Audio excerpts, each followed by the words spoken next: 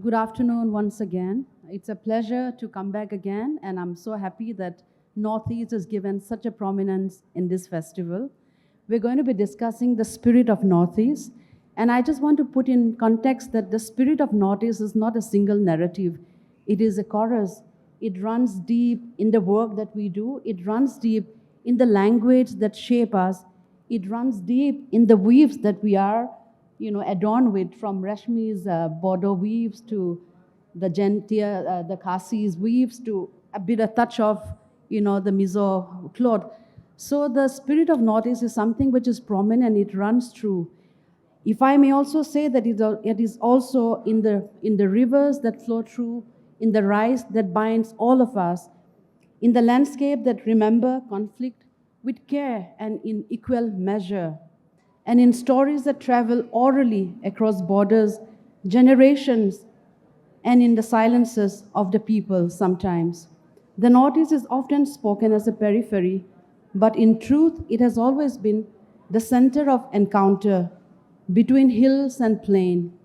And I would also say between bloodshed and pain and fleeting peace, between myth and history, resistance and belonging.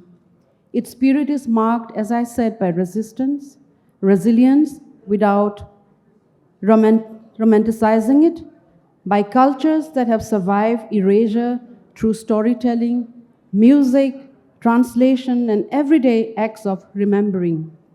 It is a region where identity is never static, but constantly negotiated with land, with the state, with migration, with laws, and of course, with hope. To write from the Northeast is therefore not merely to represent a place, but to engage with inheritance, fracture, and continuity at once. I'm so happy that in this session we have brought together people who keep alive that spirit of Northeast, and I shall not take more time in introducing each one of you. But my general question to all of you is, our panel speaker, all of them are from the Northeast, who have moved away from the physical land where they're born in, but they carried with them a very strong and indelible spirit of the Northeast, which has strong prominence in their work. If I begin with Bijoya, through her work of translation, writing short stories, and also keeping almost like a testimony the land where she grew up. And then she went away to live in a new place in Dehradun, where marriage and work has forged a new home. But she carried with her a strong sense of that spirit which comes alive in her story. So I want to begin by asking you, you definitely carry the weight of your land, the weight and the burden and the love, which grows stronger when you move away. When did you realize that the land that you left behind has to feature so prominently in your work? Why not about the mountains where you found in your new home now, but why do you go back again and again to the landscape of your place? Thank you, Hoihnu. Kublai, as we say in Meghalaya, and thank you for being here. Well, I've lived for almost half a century in the north, but I must say that I'm deeply rooted in the hills where I come from, the Khasi and Jaipur hills. And you'll be surprised that this was actually encouraged by my father, who was Bengali, and who came as a 7-year-old from Sylhet, which is now in Bangladesh. So when I came away to Delhi, to Lady Sri Ram College, you know, we always have this family tradition of the elders lecturing us and telling us what to do in life and how to carry things forward. So he told me that you are going to be now a Khasi. I want you, and you are being registered as a Khasi in Lady Sri Ram. I was doing English honors. And I was wondering, what's this about? I was 16, and you know, you really didn't know much about the identity if you haven't traveled out. He said, because I don't want you to have a crisis of identity. So when I came to Delhi, and then I discovered that people didn't even know Shillong or Meghalaya. That time it was part of Assam, and it was carved out of Assam in 1972. I realized that I do have identity, and identity is important, maybe not for everyone, because identity is fluid, but it's important for me to feel rooted, you know? So as a result, I have kept my connection very strong with the Northeast, even though I live in Dehradun, which is the most civilized place, I think, in North India.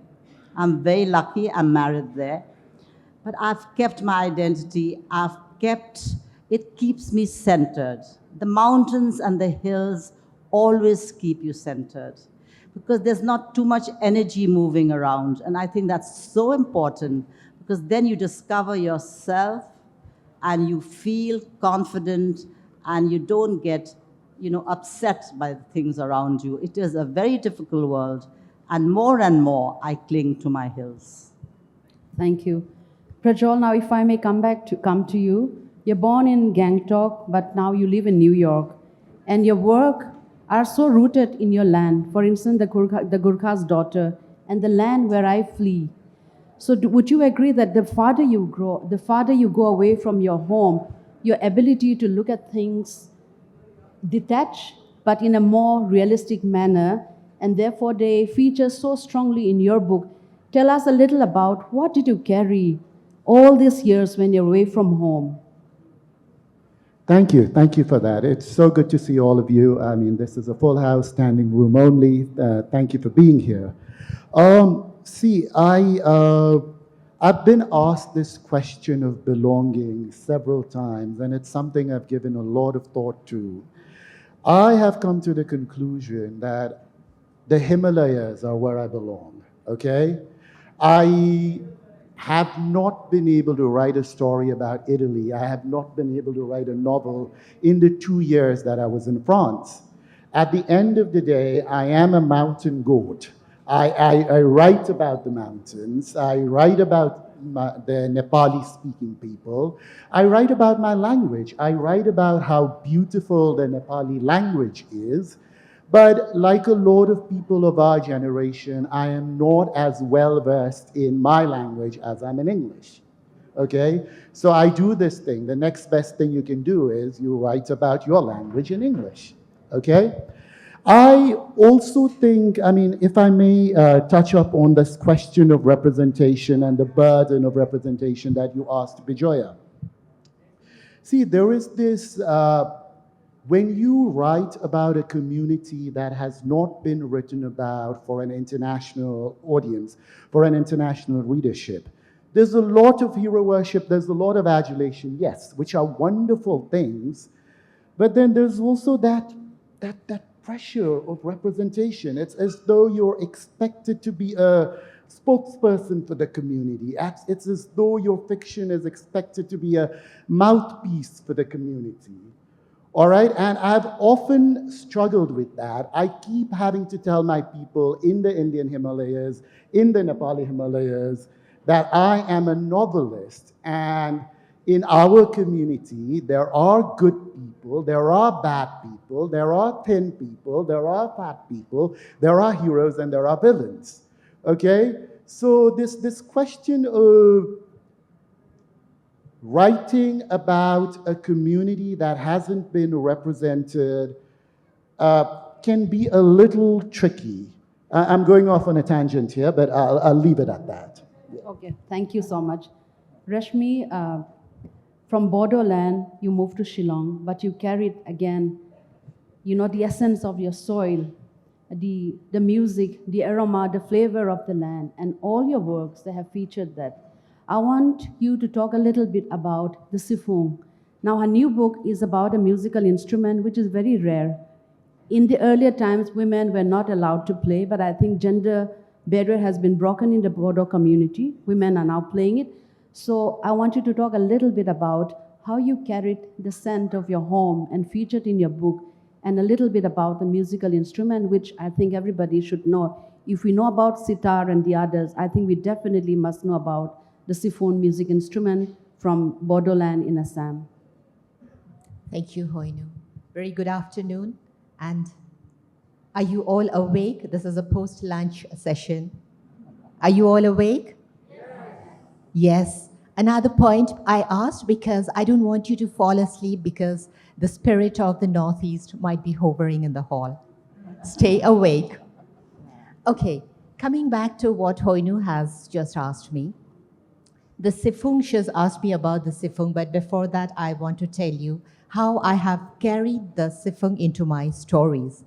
For me, the spirit of the Northeast is all about our oneness with nature, our oneness with the universe, because we are part of that universe and we worship that universe, we worship that nature.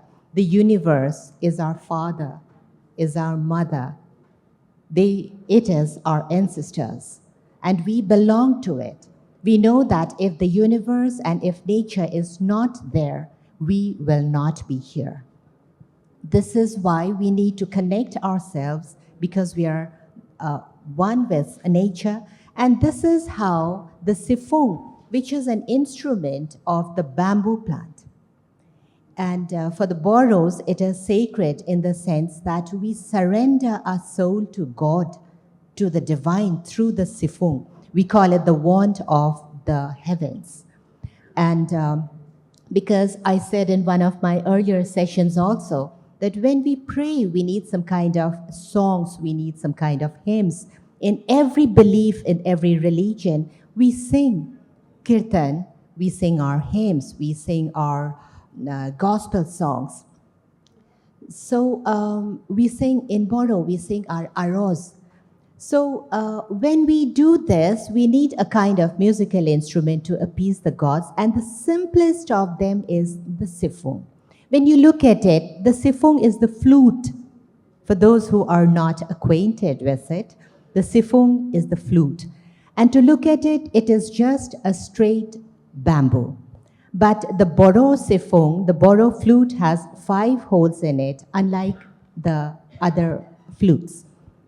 Now, when we pray, we use the Siphoong, we blow into it, we breathe into it. That means we breathe our soul into the Siphoong.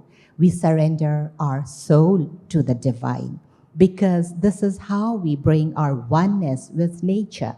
And this is our spirit.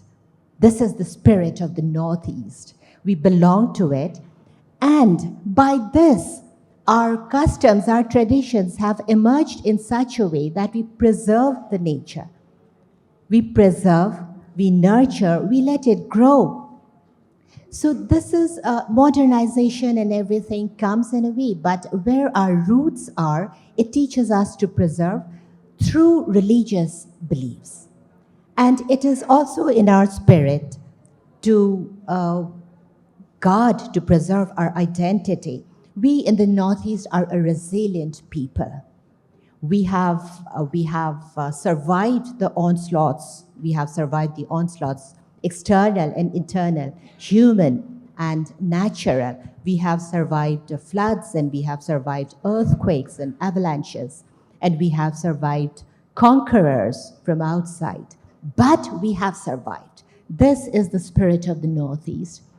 Very well And put, to carry this with me, this is what I brought out from my homeland to show it to the world outside, that the Siphoong is what keeps me rooted to my oneness with nature, my identity, my spirit of the Northeast.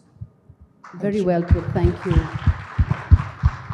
Rashmi, you spoke about 3 elements which are very important. You used the word nurture, preservation, and conservation. In that spirit, in that vein, Bijoya, I want to ask you, in your earlier work, you did lament the fact that a few cultural practices are declining with modernity.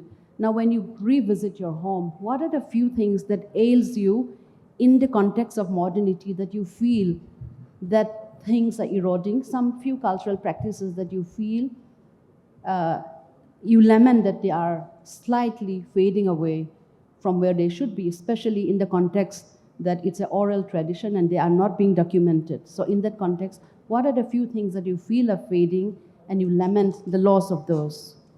I think, thank you. I think the Northeast was not really modern. It was just westernized.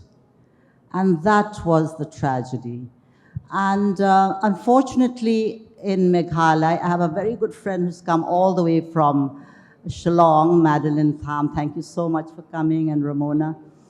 And you know, the main reason was in the 19th century, the missionaries came in. And we had the most fantastic missionaries going to Manipur and Mizoram and Nagaland. And we had the Welsh missionaries coming to Meghalaya. They did a lot of good. They did one thing very, very important, was that they introduced the Roman alphabet. Before that, ours was purely an oral tradition.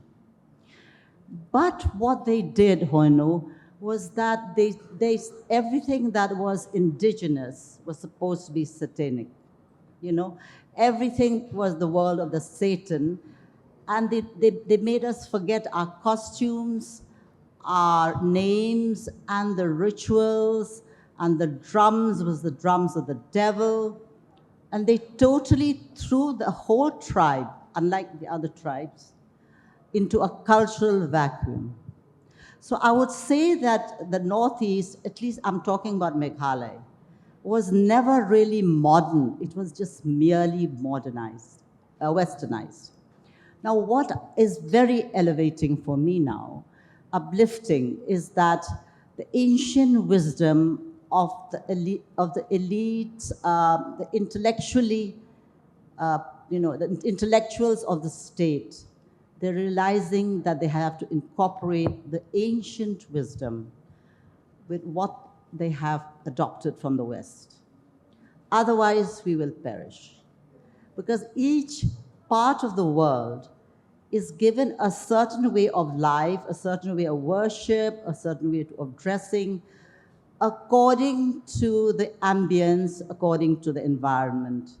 And it's all right to stray once in a while, but in the end, it's important to be in touch with your real self. And that's the only way to stay centered in this very bewildering, violent, and fragmented world. So I'm very happy that in Meghalaya, even the government, and 90% of them are Christians. My family is not, we resisted the wave of conversion. Even the government is encouraging this, because we have to live together. Basically, there's only one world and one race, and we don't have to divide it further and further. You know? Thank you so much. Prajwal, when you go back to Gangtok, Sikkim, your birthplace, are you worried about the kind of development that is now zealously taking over the place? For instance, if we look at Sikkim, which is a beautiful place, but it is, we must remember, it is one of the most fragile ecology in the Himalayas. It has exceeded its carrying capacity when we talk of tourism. So what is it that, I won't say what is it that ails you, rather I'll say, what is it that concerns you when you go back to your birthplace and see that it's not quite what you left behind? And how do you think that can be addressed, not so much in terms of policies, but in your writings, as you are somebody whose voice goes beyond the region? So how do you think that might be addressed, and your approach or your perspective on that, please? See, when I was growing up in Gangtok, Sikkim was a bit of a tourism backwater. We did not receive the kind of tourists that descended on Darjeeling. Gangtok, Sikkim was a bit of an afterthought, you know, for the adventurous. Something happened around the time I became a teenager. And then soon we pedestrianize our square, and we've got an MG mark that looks completely Swiss. And I mean, we started becoming a pretty glamorous tourism destination. Now, there are a lot of benefits to that. I mean, so many families have been uplifted from poverty. Everywhere you go in Sikkim, you have homestays. Almost every second building in Gangtok is a hotel. almost every building in Pelling, from where you have spectacular views of the Kanchenjunga, is a hotel. But, I mean, we're doing this thing where dams are being built, hills are being blown apart, trees are being cut, and there have been repercussions. I mean, we had a serious glacial burst a few years ago, and I don't know, I do think, you know, it's very, I mean, you hear a lot of good things happening in Sikkim, right? You hear about a lot of good things. I mean, we were the first organic state of India, whatever that means. All right, apparently no non-organic vegetables were consumed in Sikkim. And I do think the good things deserve credit. I mean, you know, we are an immensely stable state. There is peace, there is absolute peace. But we need to factor in the ecology. We need to think of the surroundings. We need to think of our mountains. We need to think of the flora and fauna. I mean, yeah, we do these things where we ban water bottles, where we ban plastic water bottles. We banned plastic bags long before it became cool, you know, long before banning plastic became cool. But there's also a degree of ignorance toward the preservation of what's already there. I mean, we only became a part of India in 1975. For those of you in the audience who do not know of Sikkim's history, we were either annexed by India or willingly became a part of India, depending on whom you ask. So we're a young state that way, as a lot of northeastern states are. And the central government has flushed down so much money down our throats that we sort of don't know what to do with it. Does that make sense? I mean, we grew too wealthy too quickly, and it's stark and apparent everywhere you go. So yeah, a lot of good things are happening. I wish we were mindful of the hydropower projects, the dams, and our roads. I don't know, like, this is a problem across the Northeast. Why is it that you lucky people in Uttarakhand have such fantastic roads, whereas one slight landslide and then we're completely cut off from the rest of the world? It's like there's a lot of religious tourism, and this government favors that. So the roads, but then we are in a mess, because to make those very wide roads for these huge, humongous cars to come, we have dug into the ecology, the fragile mountainscape, and we're having a lot of natural disasters. So I don't call it development, and I don't call those roads fantastic. Oh, well, a pilgrimage is a pilgrimage. We're going to come to that concept of that. So I just want to ask Rashmi, you spoke about the coexistence and the importance of nature in the Bodo life. How might we allow the coexistence of nature and modernity, which is knocking on the doors of every Bodo youth now? And also, even as Manas National Park is now being featured as the next big thing after Kaziranga. Tourism is going to come in. And I'm putting this question on you because writers are thinkers. In your mind, what might be the right way to sort of allow the coexistence of nature, not really at the cost of, what all it stood for? How might we coexist, and how might we go hand in hand along with all those elements? Is it possible, Rashmi? Is it possible to, is it possible at all? It actually depends on where you ask, is it possible? If it is in a story I write, I think it will be possible. But if it is not in a story, and if it is in realism, or if it is in some non-fiction, I think it is not going to be possible. But if it is also possible, it's going to be very hard, it's going to be taxing, it's going to take its toll on a certain group of volunteers or maybe people. But if the effort is really sincere, I think it will be possible. Like we discussed in an earlier session, bowing down to mountains. I think if we put some kind of huge fines, people are actually scared of fines, you know, fines that actually pinch your pockets. Yes. So if that kind of a thing is brought into the regulations, and I think if that kind of a thing is actually implemented, India is actually famous for having a lot of laws, but I don't know if how many of them are actually implemented. But if we really can get these implemented, and the fines are so huge that it actually pinches right through your pocket and your skin and your flesh. So I think something might just come out of it.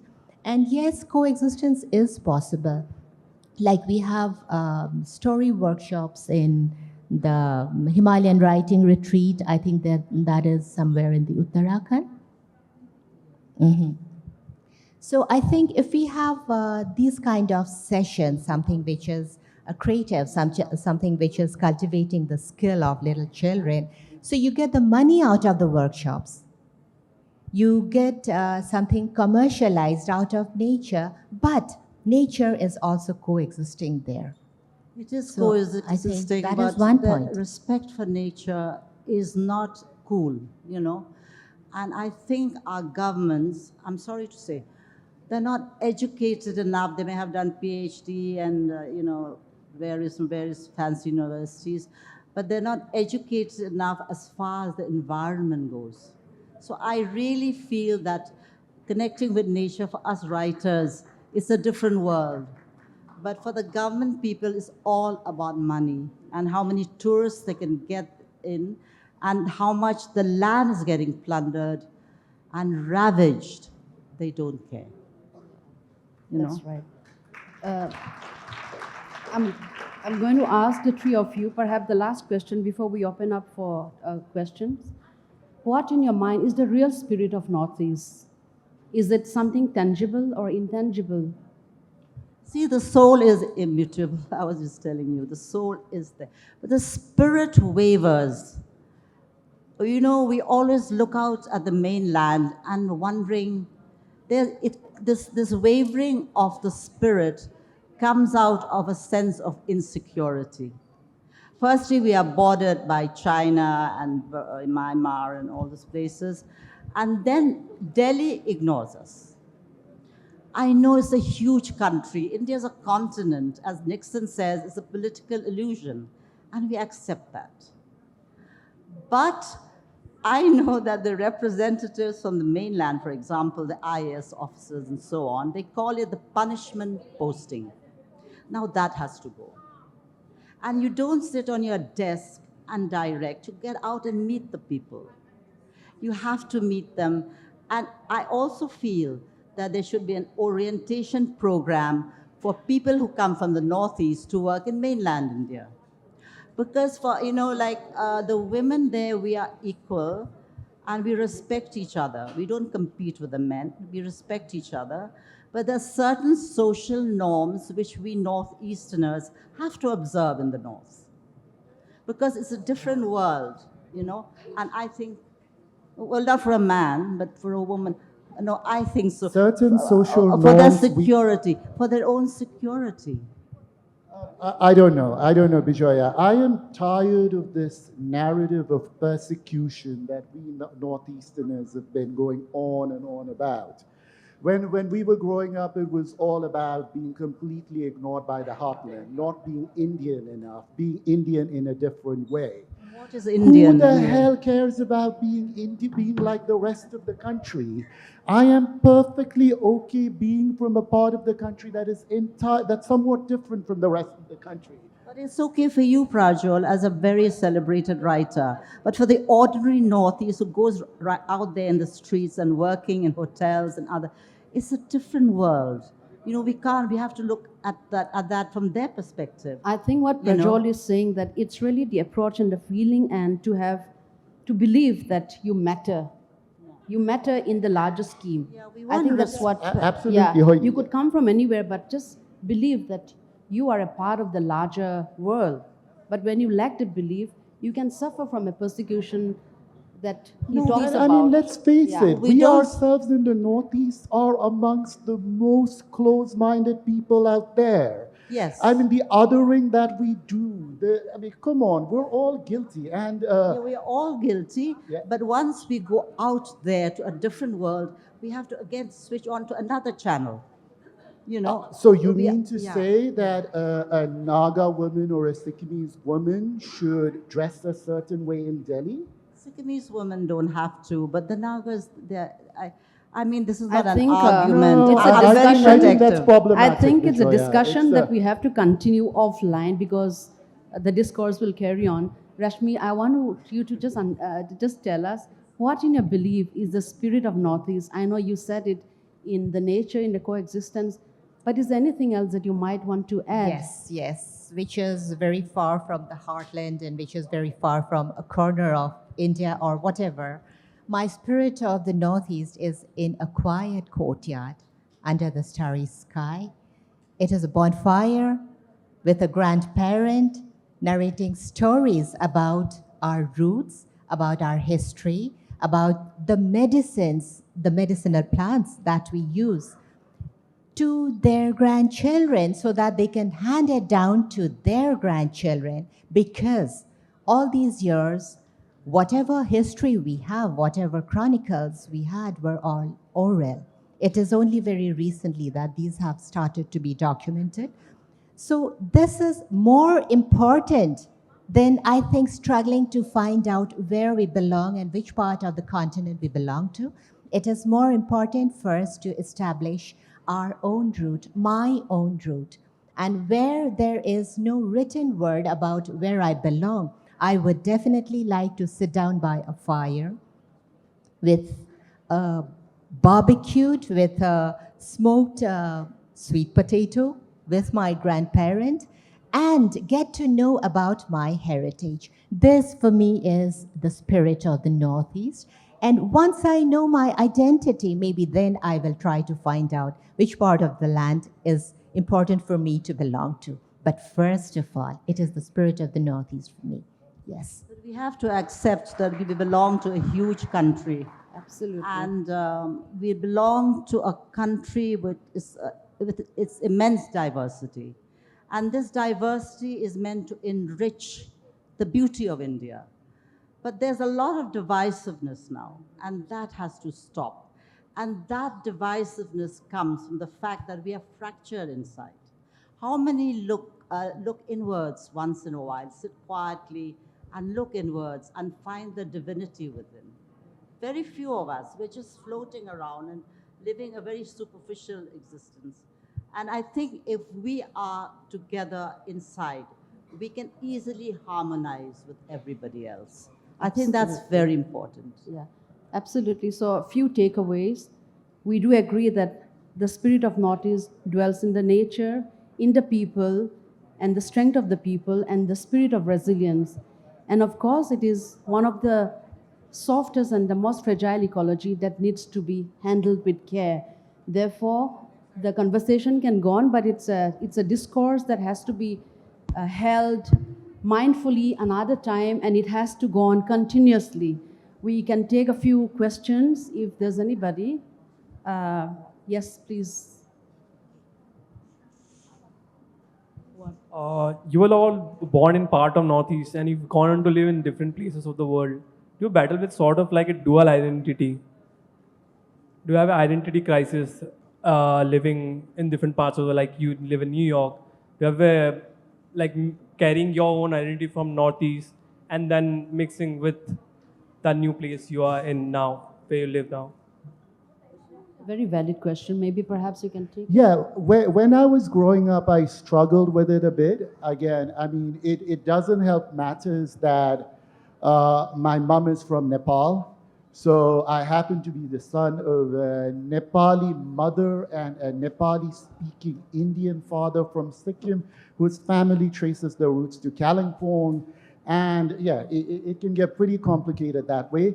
But now I've made peace with it. It's who I am. It makes me special. It makes me unique.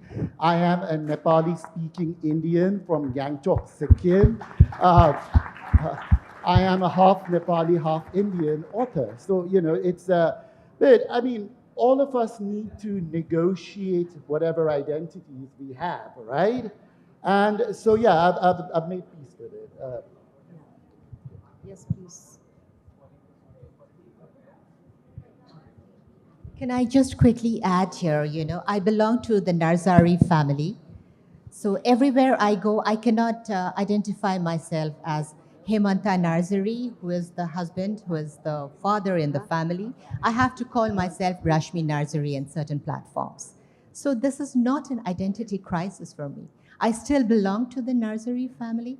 And from that Narzary family, my son will be having his own name. He will be called Jerry. So it is like that, perhaps. You are one, Yeah, so you're yes, still yes. called different. So you are where you are, isn't it? And you have your own Yes. identity. Exactly, yes. Yes, I feel that I'm deeply rooted, and I sort of feel a tree, unless it's rooted, it cannot grow. So that's how I look at my life, my psychology, the way I'm growing. I keep myself rooted, but I welcome all the changes that come my way, all the winds of change and the sea of new ideas. They come to me, I absorb what suits me.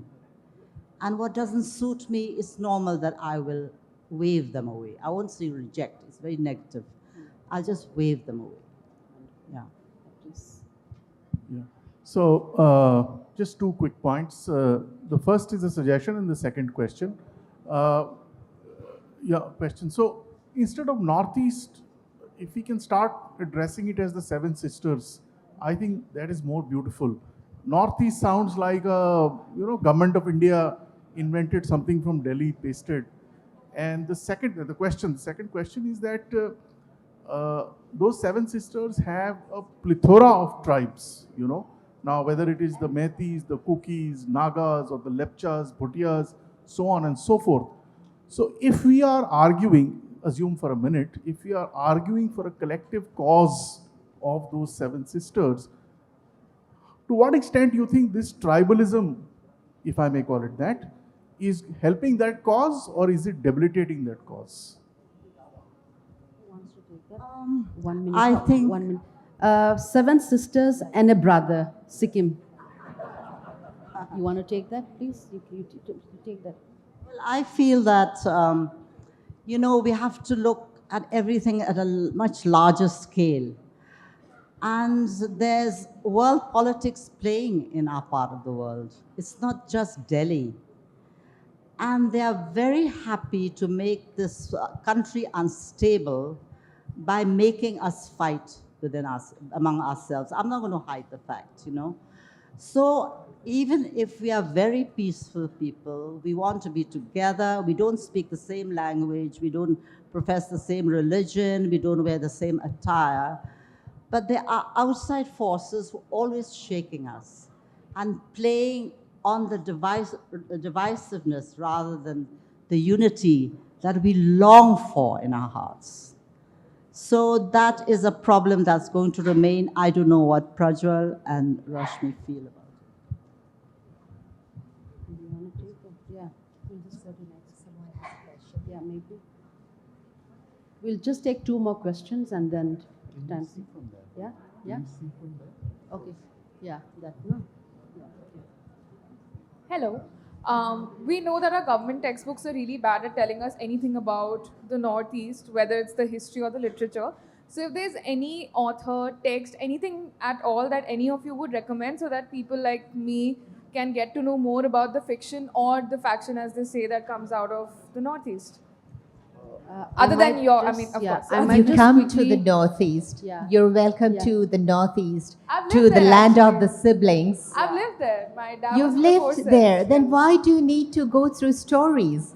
You come and be with the people. You come and live with the siblings, the 8 siblings. But, And you know about I them, think yes? before coming, she's right, Rashmi, you need to know a little bit. The sensibilities, the idiosyncrasies, so that you don't step on anyone's toes. We are very different. Like before I go to the south or I come to Rajasthan or anywhere, I read a little bit. We are a continent, So I think it's... Should I give her a list? Yes. Okay, all right. Let's do this.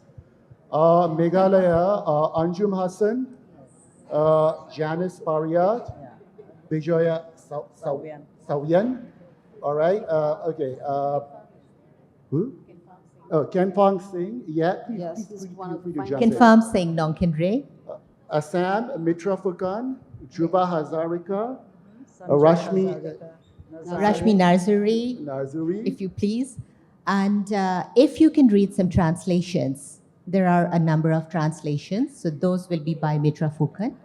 Arunachal Mamandai, Sikkim Chetan Raj Shrestha, Mizoram, Nagaland, Manipur.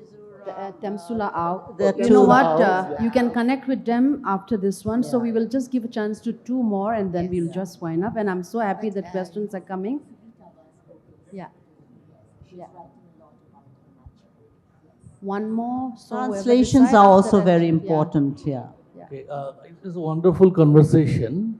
So this question is little literary in the sense all three of you are quite celebrated writers from Northeast who writes in English. So when you talk about voice of Northeast, would you think that those who are writing in the languages like Assamese or say, Bodo and other languages, is there any difference in the voice that it creates and you're writing? I've translated 5 books from Khasi into English about the indigenous faith, tradition, customs, and festivals of Meghalaya. And I thought that was very important. But I did struggle with the teachings of elders, which is a book of etiquette and ethics of the Khasis, because the language is very difficult. Translation is very difficult. But we have no choice but to have them translated into English and to other Indian languages so that people can read. Yeah. It's Okay, important. thank you so much. I know the questions, but I'm glad this is a conversation that must go on nonetheless, whether it's on stage or off stage. And I hope you walk away with a little understanding and appreciation of the Northeast and a more hunger and a desire to visit the place. Thank you so much. Thank you, all of you.